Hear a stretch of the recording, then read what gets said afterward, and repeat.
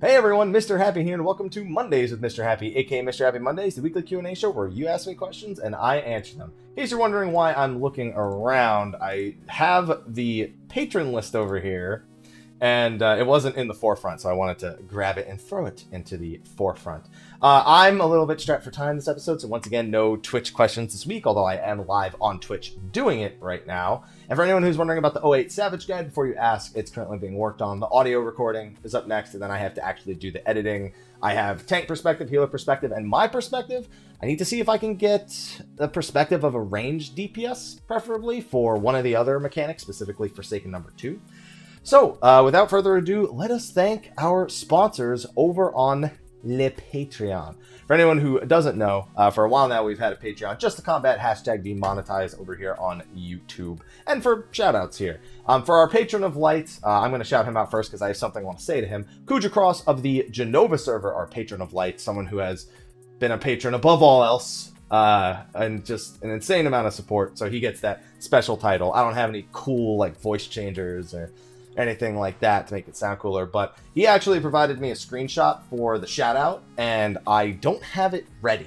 Oh, you know what I can do though? I can show it right now over the screen when I'm editing it for YouTube. Those of you on Twitch aren't seeing it right now, but those of you on YouTube are going to be seeing it. So thank you, Khuja of the Jenova server. I was going to apologize for not having it, but then I remembered YouTube magic.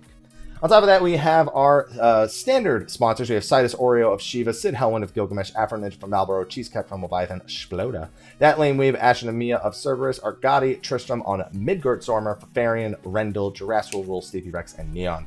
We have our elite sponsors with Kifka and the Great Eagles on Exodus, Dark Graver, Skia Symphonia from Ragnarok, Rah Xephon from Exodus, Violator Westos, the Purple Warrior, Eadric Red Steel on Exodus, Lexxie Valentine, Mantaru and the Rivivus FC on Zodiark, Ellison, Lior, Sour Cream and Chives, Goetia, Valfer, Hirsch of Berry, Phoenix Down Free Company on Valvin, Sarah from Zodiark, and Rynoet Chikara. Finally, we have our premium sponsors. We have Oscar, we have Crass015, Mustang, the Serenity FC on Ultros, Kat Kazuma, Hiroyoshi and the Reckless Tea Party FC on Cactar, Ignis Fairgun from Diablos, Velestra of Famfrit, Noct Cordis from Excalibur, Krovos Moonscar, Nakaniami of Balmung, Janua Odin of Tonberry, Private Mikey, Aqua Sacrifice, Spike, Nani Kirasami, Rudy Rudiger, Tin Colossus, Killer Hackman, Raul Jr., Arthur Emil Gaming Bishop, and Kiltastic Jones. So, thank you to all our sponsors. If your name's not on that list, check to make sure that your Patreon went through this month, or harass me so that way it gets properly put on the list, because if my list hasn't updated properly for the beginning of February, so I've kind of just been either manually remembering some of those or typing them in myself. So with that out of the way, and with the passing motorcycle, we're going to start the questions now. Alright, question number 1. Hello, Mr. Happy. This patch gave us so little. Gave us a lot, but alright, I'll read the rest. I've literally done everything except beat Sigma Savage. That's a pretty considerable portion. Even chore-intensive tasks such as submarines into being a copy of FC Airship. Yeah, I didn't understand why they bothered with submarines. That was something I was kind of like, little bit. With an active FC like ours, it was easy to build. Do you have all of them? I don't even know how many submarines you can have, but ultimately it comes down to being something similar. You think this will be all we get going forward with future patches? I feel like this was pretty much on par with everything we get with even-numbered patches, on top of all the like little things like saddlebags and the submarines, which is whatever. You know what I forgot? We got the 3 dungeons for the squadrons, which were ruined after they got rid of the engage bug. What else was there? There were so many of the little things. The glamour plates, which are still working on fixing up and adding additions to. We got the duty recorder, which only worked in one instance, which was my biggest disappointment, but the feature is there and they can build upon it. There was a lot of those things this patch. It was pretty much everything we normally get in an even-numbered patch, so I don't know why this one felt any different to you in particular. And then on top of that, all these systematic things, which apparently they added so many of these systematic things. The QA, and I guess, yeah, the housing stuff is another thing, but, you know, if you don't have a personal house, you already have an FC house, so it doesn't matter to you. Apparently they added so many of these, like, technical things, like the duty recorder and everything, that they didn't QA this patch properly, and it shows through in quite a few places. So they said they're going to be tackling how to do that going forward, making sure they properly QA large technical patches, I suppose you could call this one, going forward. But Sigma Savage is a pretty considerable section, so I would probably start working on that, because it's definitely approachable. And it's something that if you're not going hardcore, will probably give you a few weeks before you get it the first clear. The average player will take a few weeks, maybe even longer, to get through a first clear, and that'll keep you occupied for a pretty long time. All right, question number 2. Yo, Mr. Happy, hope you had a great week. It was all right. I didn't get as much work done this week. 08 Savage Guide is really behind on getting done, but luckily I've already started the work, unlike the 04 Savage Part 2 guide, where I never started the work for it. I wrote like 2 paragraphs for the guide, and that was it. So luckily, after I take care of a few things after this Q&A, I can get working on that. And then I'm still going to do all the normal mode ones. I want them on my channel, but I've got a lot of videos planned and some stuff that I'm waiting on to hear even more about. So it's crazy for me right now. So last week was not great because it wasn't hyper productive for me. So, but thank you. Thanks for answering your question last week, or well, explaining them in another way. I asked about Monster Hunter and Monk and Dark Knight. I think all of us Monster Hunter fans love it if it was open world and just dropped in. Oh yeah. Also, I feel a lot better that I did Monk after I posted that question. Oh, you feel a lot better about your Monk. Okay. Anyway, one question, and it's a huge spoiler. So we haven't had to do a spoiler warning here on the show in a while. Basically, for those who haven't seen the show in a while, I'll do a thumbs up, not counting this one. And when I do the thumbs up, it means spoiler has started. When I do it again, it means the spoiler is over. So just mute the volume. Anyway, spoiler, begin, remove question from screen as seen here. And yeah, let's do the question. Could it be that Elidibus at the end is actually in the body of Xenos? Or do you think Xenos actually survived? You know what? I've not seen a single person present that theory regarding 4.2 at the end of 4.2. So, I'm not gonna say no. I actually don't know which it would be. Because we know that regardless, Elidibus is in someone's body that the Emperor recognizes. So Gaius was a big one that people suggested. Nobody I know suggested Xenos. It's just that height-wise, it didn't look like it made a lot of sense, just because Elidibus took the mask off. But Elidibus might have just taken the face and not the body at that point. It's hard to tell exactly what Elidibus's limits are. I'd say it's a viable theory. If him being in like Gaius's body is a viable theory, I'd say him being in Xenos's body is a viable theory. It's obviously someone the Emperor knows, and with the Emperor being as pissed as he was, losing his direct son and seeing his body used, it warrants the reaction. So I'm totally like down for that theory. So yeah, I'll just say I accept the theory because I think there's enough backing it to make it a legitimate one. And with that note, spoiler over. On that note, let's move on to number 3. Happy Monday, Mr. Happy. It's Sunday for me, but you know what? I'll take the happy Monday, and a happy Monday to you as well. I hope you had a fantastic week. Thanks. I had my birthday. Happy belated. So it was good for you. Oh, I'm glad it was good for you. I've listening to your videos on my drive to and from work for the past year now, so I want to take a chance to asking you a question. Well, I'm going to give you an answer. Since the first time, please enjoy a bonus of daily auto completion of the Duty Finder. Enjoy all the rewards of the Duty Finder in one easy click of your mouse button. That's like the beat a game button from AVGN, where he just presses it and the game's beaten. So I'll take it for the Mentor Roulette. I don't mind doing an MSQ roulette. I'll take it for those two. And the guild. Okay, I'll take it for all the roulettes. Fuck it. Anyway, moving on to the actual question. Here's my question. Reading about the upcoming release of Eureka, the Forbidden Land. I've been hearing a lot about the relic weapon and armor upgrades, but what exactly relics will be able to upgrade? We'll be starting new relics. So people just call it the Relic Quest because it's relatable to the Relic/Zodiac quest of A Realm Reborn. We're not actually taking the older weapons and upgrading them. Although I guess we couldn't really say that for certain with the, I guess... No, I'll say that. Because I was thinking of the antiquated gear that comes from the quests that you complete for your level 70 job quest, which we will be taking in there. And either upgrading or just being able to modify through there. Probably upgrading into a set in the future.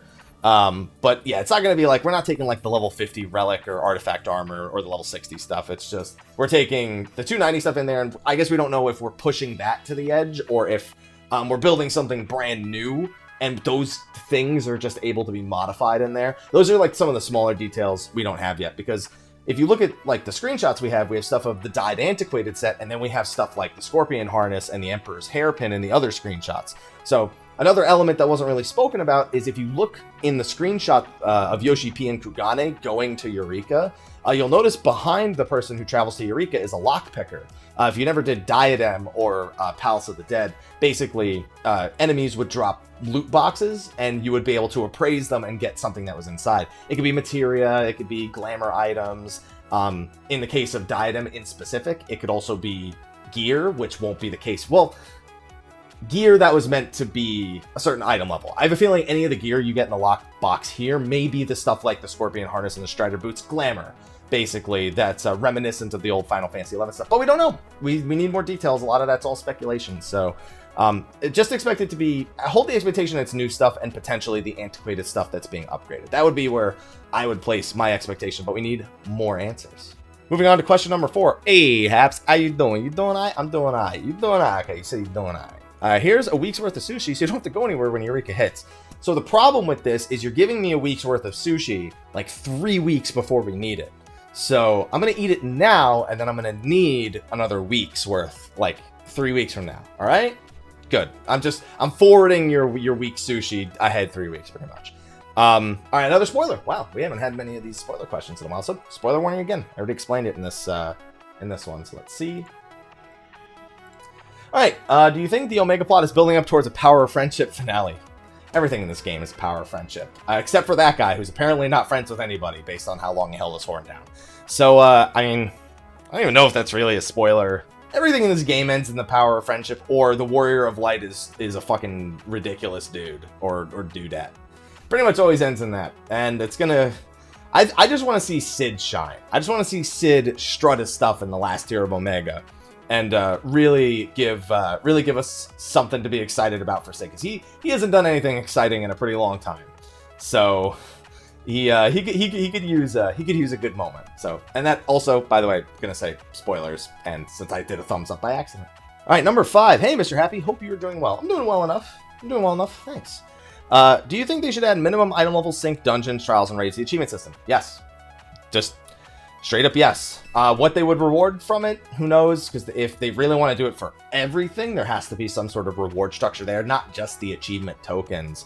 But I honestly, on top of minimum item level having achievement-related stuff, I still want them to do, like, unique challenges of the bosses in achievements. Like, I always think back to the WoW achievements, where some of them are really simple, kill a boss in under 8 minutes, but then you have other ones that are kind of, like, designed to either force you to approach the fight in a different way, such as 1, 2, 3, or 0 Drakes, when it came to thinking of, what's his name, Sarth, I think it was, for Wrath of the Lich King. Not the Ruby Sanctum. Was it the Ruby Sanctum? No, I think the Ruby Sanctum was the other one that they did later. No, I'm going to go with Ruby Sanctum. Fuck it. The 3 Drake Sarth, like, stuff like that. But then I also think of, like, unique ways of approaching a fight. Some example of that would be, I don't know. I guess I could try to, I don't know, defeat the Phantom Train without ever receiving connectivity on the tanks? I don't know. That's kind of straightforward. It's a little bit simpler to do, or the total time spent inside ghosts being under a certain period of time. I don't know. Just unique things that basically force you to kind of push yourself either to do things maybe slightly different than you might be used to. Those aren't great examples. Or to just approach a fight in general in a different way. I always wanted achievements that were... Obsidian Sanctum, that's the one. Ruby Sanctum was the later one. I was right. It was Obsidian Sanctum. Okay. I don't know why I was so obsessed with Ruby Sanctum. Yeah, I would just like to see more unique achievements like that on top of things like minimum item level syncs being achievement related as well. All right, number 6. Ayo, Mr. Happy. First time asking a question, but no bonus because you haven't cleared this question yet. See, somebody thought about this in advance, but normally before you clear it, it tells you what the bonus will be. But I see that you've included the bonus at the end, so I'll accept it. Anyway, moving down. I have a question about rating endgame progression when it comes to certain mindsets with different people. I get a lot of questions like this, so I think I know how I'll answer it already, but let's read it first. For me, playing the game to the best of my ability has always been something I strive to do. I'm consistently the best DPS in any party I join, and I'm constantly pulling up to 85 percentile parses on FF logs.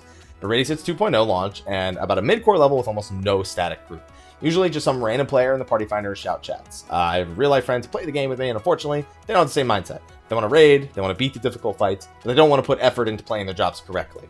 When I've tried to help, they just tell me that's not how they want to play, you don't pay my sub. Or that's too complicated for them. Why do you think people have this mindset? I want to clear the difficult fights, but I can't go without them, or they get upset and tell me something about, okay. Your friends are just, your friends are going to be what I call greedy Americans. They're privileged. So the term I like to use when somebody doesn't want to put in effort but wants the same stuff as everyone else is generally privileged. Some things it's somewhat acceptable. a lot of things, it's like, hey, I want the Savage gear, but I don't want to do something that difficult. I use the term privilege. Now, this exact sentence describes, I guess, the most accurate way. I want to clear the difficult fights, and but I can't go without them, or they get upset and tell me something about it. But yet you have a different means of approaching endgame than they do. That's lazy, yeah, lazy, greedy, entitled, privileged, whatever word you want to use for that.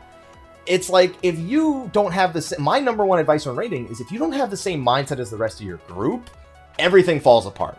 Even if you're able to maybe beat the fight and, you know, for a clear for a few weeks or get enough gear for everyone, at some point it falls apart because nobody shares the same mindset. And sometimes there's extra friction when you're actually raiding because of the same thing.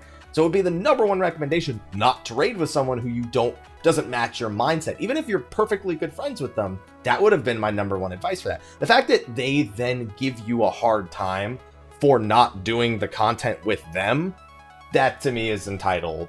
That's an entitled attitude, pretty much. You're doing the right thing and they just want to come along for the ride. I wouldn't be more aggressive when teaching them how to play. I just wouldn't clear it with them.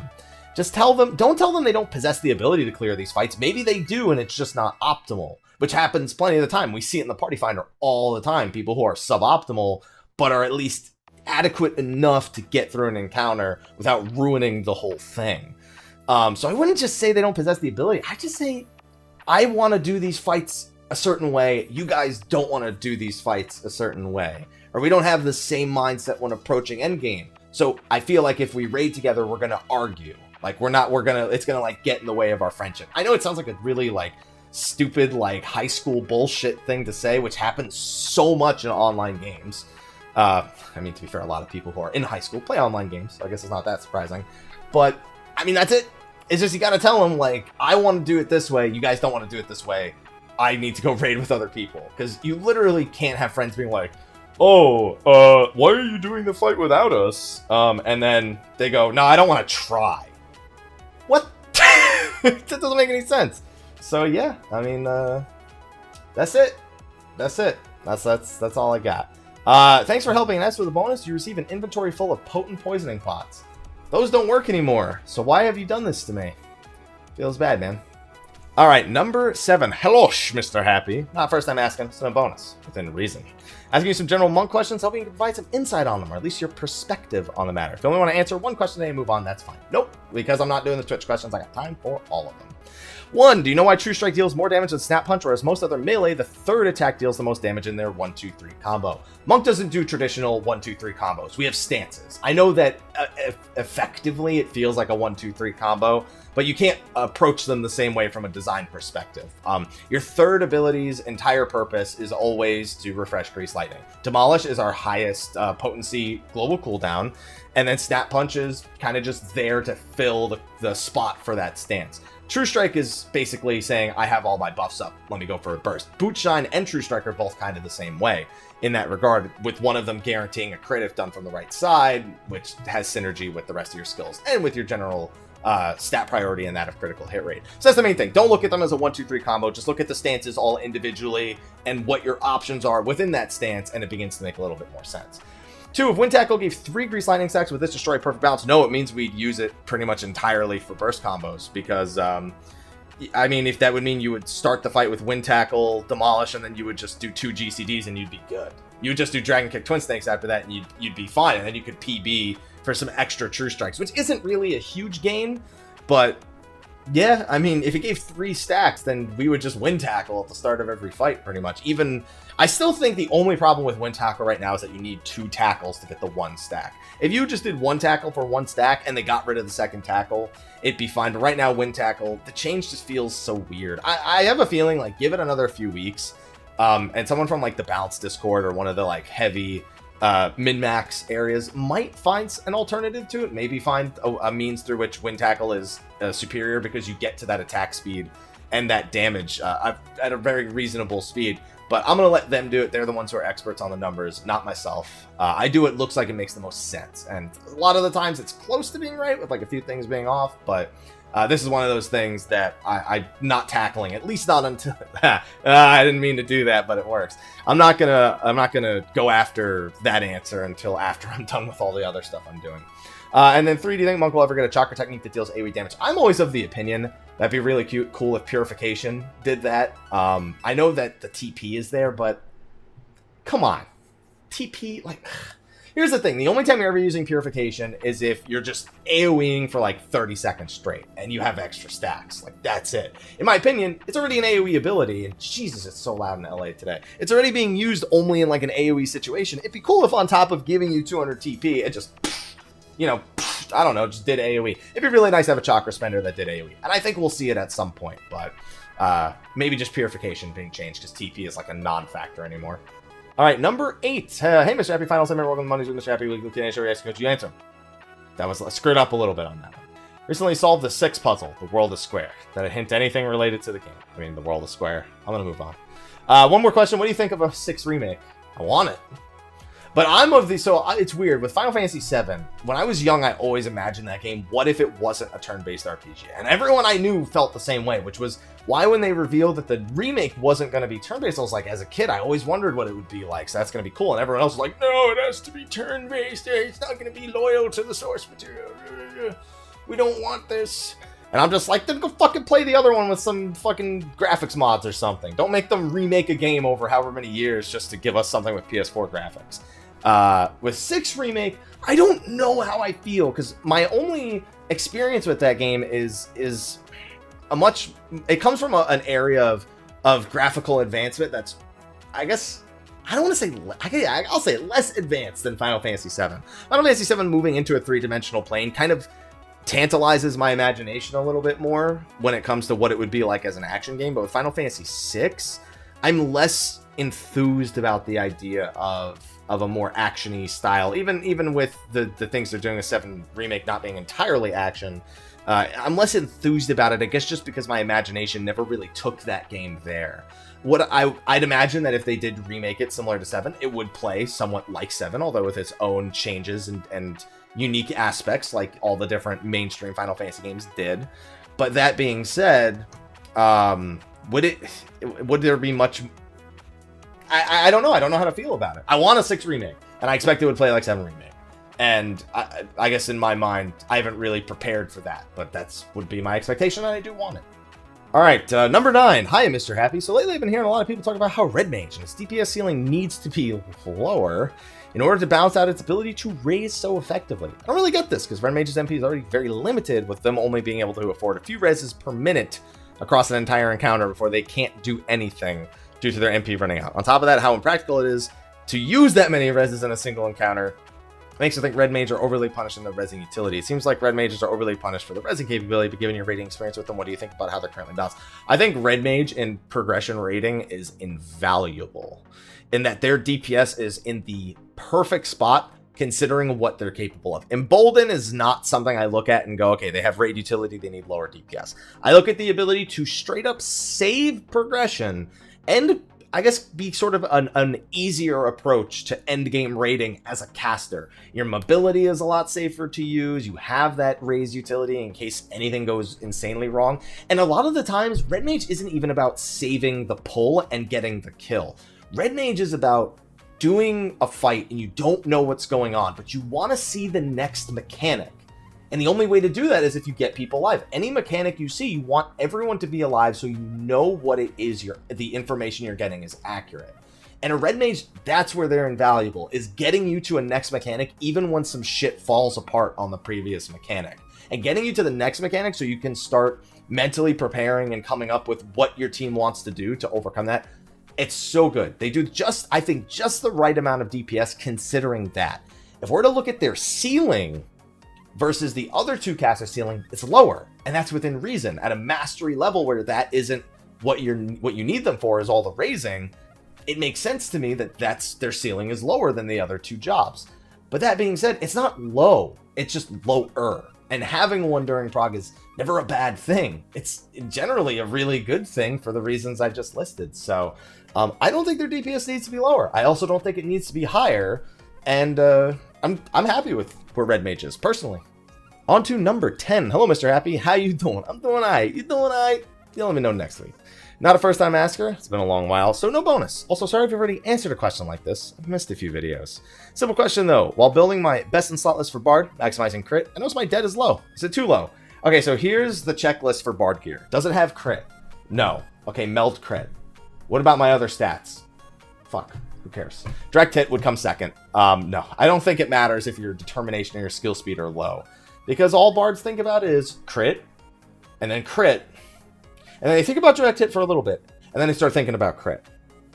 And then, well, weapon damage is in there, but then they look at the crit. So, no, I wouldn't worry about it. I would just crit. Number 11. Howdy hippity hap hop, Mr. Happy. See, you guys trying to come up with more fancy hellos. I'm down.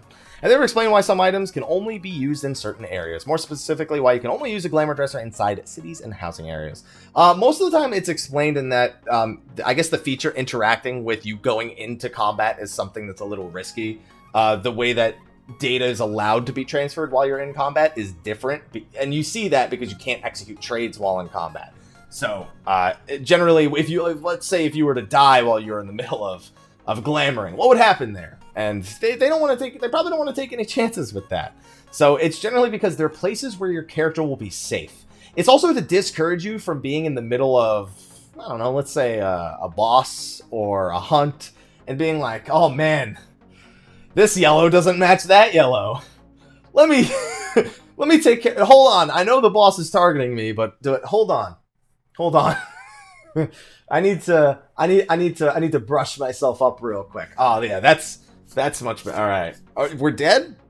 Okay, well, you know, at least I look swag. That's all that matters.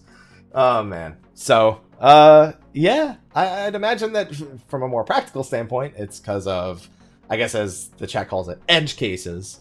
And from a non-practical standpoint, but a hilarious one, they don't want people fucking about with that shit in the middle of combat. And number 12. That was a really shitty week for me. Sorry. Okay, I don't remember it. So your apology is welcome. Also, hi. Let's do my first recycled question roulette. The cute one, number 179. I think I asked this one before and it just wasn't picked. Number 180. And about the versatility of dual cast. I already had a Red Mage question, so I'm going to go with, I think I asked this before and it wasn't picked.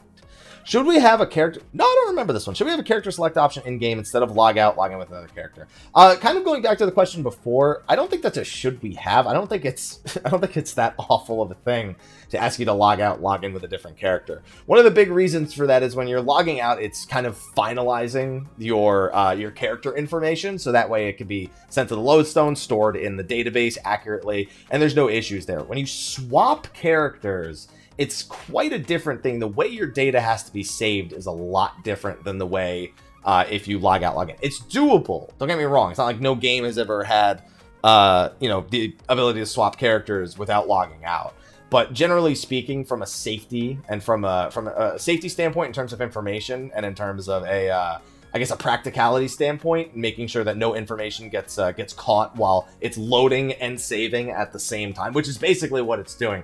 Either that or you need to have it basically prevent the login. Basically, it needs to save the whole thing and then needs to load the whole thing anyway, and needs to do them separately so that there's no potential fuck-ups there. That it's pretty much the equivalent of logging in and logging out. So it's one of those conveniences that, especially in a game where you're encouraged to do everything on a single character for the most part, it doesn't really hold a lot of merits, I suppose, to work on developing. All right, and then we have the last question over on the forums. I believe I'll hit refresh, but I'm pretty sure I locked the thread before anybody could ask anything else. Hey, Hap, it's been a while since I've asked questions, so I've got two, if you don't mind. Feel free to skip the second one for time if needed, or as it may produce a more lengthy answer. I like lengthy answers. Have you not seen the rest of my videos? Question 1. I just finished Persona 5. What was your opinion on the game? I recall you played through it on stream once the streaming shenanigans were lifted. I loved Persona 5. It was a great experience. There are some things that got on my nerves, but no more so than any other RPG. I'm looking at you, Morgana. You go to sleep. You. Don't tell me to live my life, Morgana. But it was a good game. I had a lot of fun. I still would like to go back and New Game Plus it at some point and work on some of the other achievements, but not high on my to-do list with some of the other stuff. But great game. Definitely loved it. And for question number 2, which I can't scroll all the way down, so you can only see the first line of it. There have been quite a few YouTube and Twitch personalities returning bigger than before after controversial events as of late. I think that's setting a bad precedent for users or the users of the platforms. That way you'll see more imitate that in the future. Yeah, people do it on purpose. So, some people do it on purpose. Some people don't think about it, and it basically leads to exposure. Have you ever heard the term that there's no such thing as bad PR, or you can say there's no such thing as bad PR, I think is the exact phrase. Either that or it's like bad PR is good PR. Any PR is good PR, I think is the actual way the phrase goes. Yeah, it's not just, I think any PR is good PR is the way the phrase goes. And yeah, a lot of people don't know who these people are until these things happen. And then because it blows up because of something super controversial, then those people never had a reach to, now have a reach to them. It's kind of why when people do things that I guess almost feel like they're trying to get attention, where a lot of people's advices don't give them the attention, because a lot of people do it to get the attention. I'm going to say there are definitely cases of that being not on purpose recently, but I definitely say there's a very large portion of people who do it on purpose, who try to raise controversy specifically for the sake of garnering attention. I mean, you could think of the West Baptist Church. You could think of there's like a radio host that I used to know the name of that I can't remember. Some politicians do it, one in particular. It's a very common thing. And the fact that it's happening on YouTube and Twitch is not really that big of a surprise, because it's bound to happen, and it was already happening to some degree before then. It's just they're much more controversial cases now. So yeah, it's not really all that surprising. Will we see more imitate? It was not even imitating. People have been doing it for ages. It's just been a thing. It's always been a thing. Yeah, no such thing as bad PR. You know, any PR is good PR. It doesn't matter. If people know about you, even if they don't like you, they'll show up. They'll buy tickets. They'll give you hits on your videos. It doesn't matter.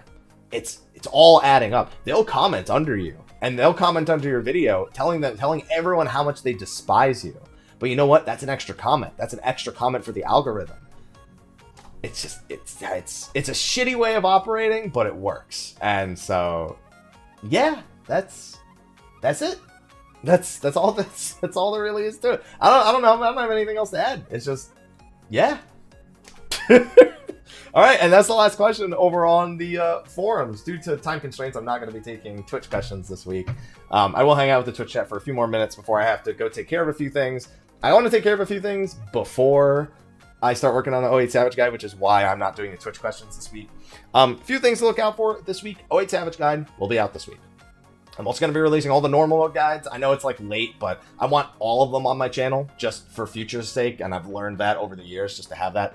I'm going to do a thoughts video on Ni no Kuni 2. I got to play 4 hours of Ni no Kuni 2 at a special event I was invited to last week. I was under embargo till like February 8th. That embargo's done, but I need to put together the video with my thoughts. TLDR, loved it. Can't wait to buy it on March 23rd.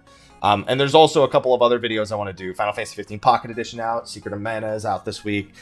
We have the Final Fantasy 15 PC Edition coming out soon. There's a bunch of things that I want to produce some videos on. And we should also start expecting the first Dissidia character DLC soon, I'd imagine. That has to be in March. It's got to be in March, right?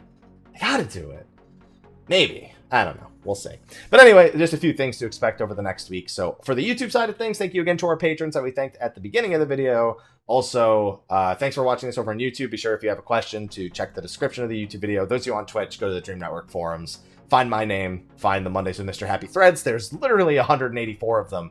183 as of right now. Will be 184 when I make that next one. And ask a question there. Or tune in next week where I will actually have time to answer Twitch questions again. Anyway, thanks on the YouTube side of things for watching. Twitch will hang out for a few minutes. I'll see you guys next week. And until then, take care.